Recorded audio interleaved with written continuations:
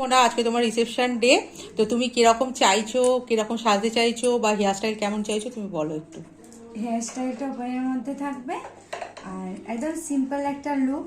আর চোখ যেরকম আর কি, যেন আমাকে চেনা যায়, ব্যাস এইটুকুই, আর কিছু না। তারপর বাকিটা তোমার উপর ছেড়ে দিলাম, তুমি তোমার মনের মতন করে সাজিয়ে দিও। আচ্ছা, ঠিক আছে। হ্যাঁ গো, গোটা গোটা গুলো উঠেছে। উঠবে, এই যে এটা তোমার বিয়ে গিফট দিয়েছে ভগবান। এবার একটু সামনের দিকে ঘুরে।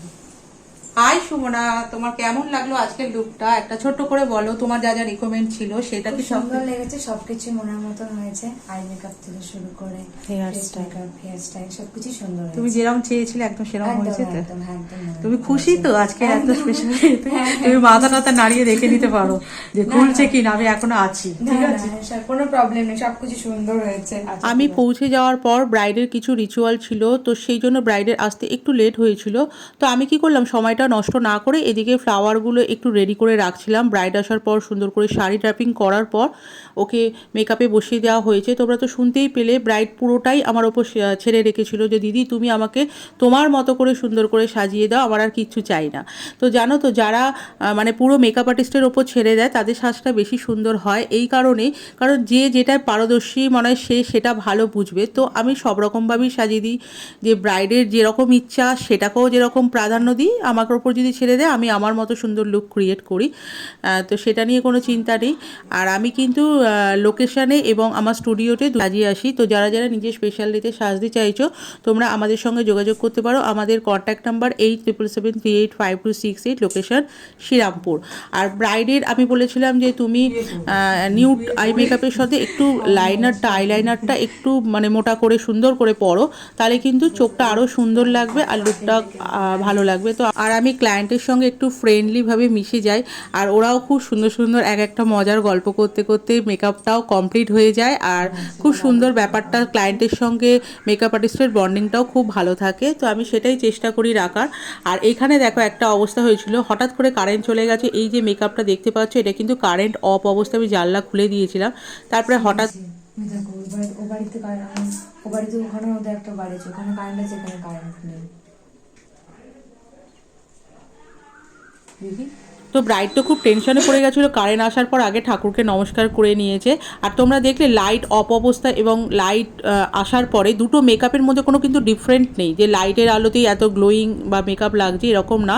আমার মেকআপ তুমি যদি ন্যাচারালি সূর্যের আলোতেও বা এমনি রুম লাইটেও দেখো সেম লাগবে। তো ওর যেটা দাবি ছিল যে আমাকে যাতে চিনতে পারে, মানে এই ব্যাপারটা আমি মেনটেন রাখি, যে বেশি উগ্রতা যেন না লাগে।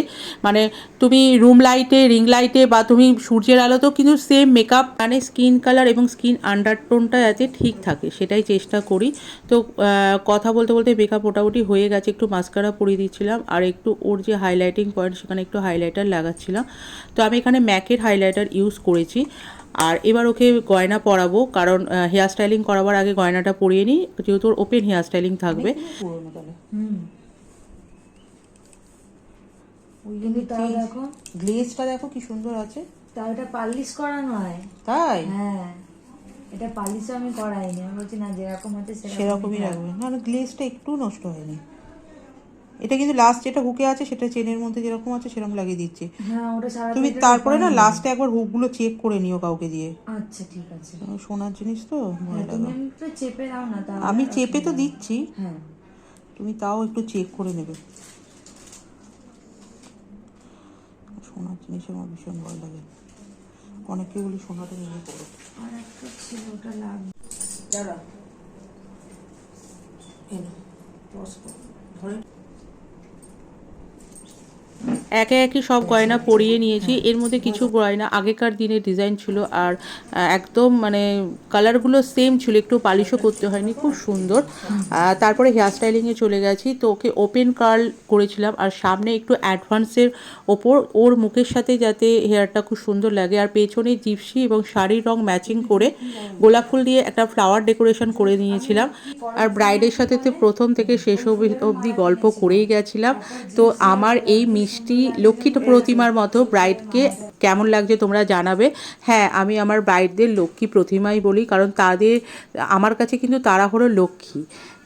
তো প্রত্যেককেই আমি ওই জন্য লক্ষ্মী প্রতিবার মতোই সাজাবার চেষ্টা করি। দেখো ওকে কি সুন্দর ওর হেয়ার স্টাইলিংটা লাগছে, ড্রেসের সঙ্গে ম্যাচ করে ওর এই হেয়ার স্টাইলিংটা করা হয়েছে। মানে বেশি ফোলাও না আর বেশি মানে পেতেও না, একটু অন্য রকম ডেকোরেশনটা করেছিলাম। আর সবথেকে বড় কী বলো তো, একটু ফ্লাওয়ারগুলো যদি রিসেপশন আমার এই ব্রাইড ছিল, যদি একটু ফ্লাওয়ার এগুলো যদি ঠিকঠাক থাকে না, লুকটা খুব সুন্দর বেরায়। মানে তোমার মেকআপ যতই সুন্দর হয় একটা, কিন্তু সেখানে যদি সুন্দর হেয়ার স্টাইলিং না করা হয় তাহলে কিন্তু মেকআপটা সুন্দর বেরায় না।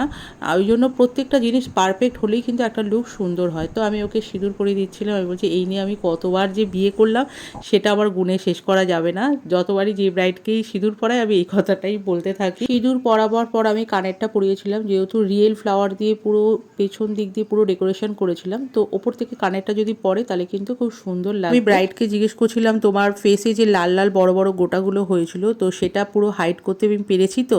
বলে হ্যাঁ দিদি, আমি পুরোটাই তুমি হাইড করেছো। আমরা জানো মেকআপের দ্বারা আমরা দাগ টাগ সব ঢাকতে পারি, কিন্তু ব্রণর যে উঁচু উঁচু ব্যাপারটা যেটা থাকে সেটা তো আর নামানো যায় না। সেটাই আমি বলছিলাম। তো আর বারবার বলছিলাম তোমার সব ঠিক আছে তো, কোনো কিছু প্রবলেম নেই। বারবার আমি ক্লায়েন্টকে এগুলো আসার সময় জিজ্ঞেস করতে থাকি, তো সেটাই জিজ্ঞেস করছি। কেমন লাগলো সেজে? খুব ভালো লেগেছে। মনের মতো হয়েছে? হ্যাঁ, একদম, যা যা একদম। চেয়েছিলে, হ্যাঁ। আই মেকআপ হ্যাঁ, সবকিছুই সুন্দর হয়েছে। চুল থেকে হেয়ার শুরু স্টাইল। করে। আর তোমার হ্যাঁ, মুখে যে পিম্পলের দাগগুলো ছিল সেগুলো, হ্যাঁ, সেগুলো? সেগুলোও নেই। ওটা নিয়ে আমার একটু ক্যামেরা চিন্তা থেকে ছিল। দেখাও। পিম্পলের যে মুখে দাগগুলো ছিল, হ্যাঁ, সেটাও নেই, সেটাও সুন্দর হয়েছে। আই মেকআপটা যেন সফট চেয়েছিল। হ্যাঁ, ওটাও ওরকম হয়েছে। একটু আইটুটা আর আমি সাজিয়েও মানে আমার ব্রাইডকে খুব স্যাটিসফাই হয়েছি, কারণ সত্যি ব্রাইডকে খুব সুন্দর, খুব মিষ্টি লাগছিল। আর ওদের বাড়ির সবার বিহেভিয়ার ভীষণ ভালো লেগেছিল আমার। তো কোনো একটা জায়গায় যদি সব কিছু পারফেক্ট থাকে, কাজ করেও আমাদের ভীষণ ভালো লাগে। তারপর আমি ব্রাইডকে বলছিলাম তোমাকে তো সাজাবার জন্য তোমার বর বুকিং করেছে, তো প্রথম সাজটা তোমার বরই দেখুক। দরজা খুলতে গিয়ে ব্রাইডের কি লজ্জা একটু পেয়ে গিয়েছিল। তো তারপর তোমরা শোনো। ঠিক আছে, বাহ, খুব ভালো লাগলো। পছন্দ হয়েছে? আচ্ছা, আমাকে বুকিং করেছিল, কিন্তু ও ভীষণ ভালো মানুষ, এত ভালো বিহেভিয়ার আমি এখানে এসে ফিল করতে পেরেছি। তো ভালো হয়েছে, ঠিকঠাক হয়েছে। না, না, খুব সুন্দর মানে ও হয়েছে। নিজের থেকে কিন্তু ও বুকিং করেনি, বুকিং করেছে কিন্তু ও। ঠিক আছে, থ্যাংক ইউ সো মাচ দুজনকেই। তোমাদের হ্যাঁ, তোমাকেও থ্যাংক ইউ। একটু পেছন থেকে দুজনকে নিয়ে একটা ছবি তুলে নিই। দুজনের একসাথে ছবি নিলাম। তো আজকের ব্রাইডাল স্টোরি এখানেই শেষ করলাম।